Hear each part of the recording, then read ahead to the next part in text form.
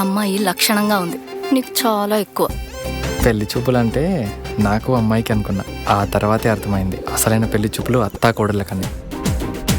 అత్తా కోడలంటే పందెం కోడలా కాకుండా స్నేహితురాల్లా ఉండడానికి ట్రై చేయి. కాఫీ హెల్త్ కి అంత మంచిది కాదత్తమ్మా. మంచి అల్లం వెల్లుల్లి వేసి కషాయం చేశాను. అత్త ఏమైనా సరే డిస్కషన్ పెట్టుకో. అయ్యో అత్తమ్మా, మీకు మోకాలు నొప్పులు, ఈసారికి మేమే వెళ్ళొస్తాం. కానీ ఏం చేసినా నా కోడలే చెయ్యాలి. అసలే నాకు మోకాళ్ళ నొప్పులు.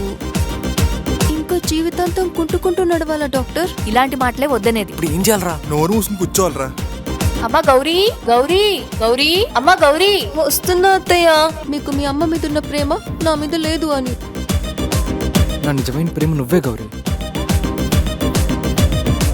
ఎవరితో మాట్లాడుతున్నారు? నన్ను ఎందుకు అంత ఏడిపిస్తున్నావు గౌరీ? నన్ను నేర్పించి నేను నేర్పిస్తున్నానంటావేంటి? ఎందుకలా అరుస్తున్నారు? స్వరం తగ్గించి మాట్లాడండి. అంత వెటకారం వద్దులే కౌసల్య. అమ్మా, ఈయన నాకొద్దు. ఈయన మంచోడు కాదమ్మా. Good morning.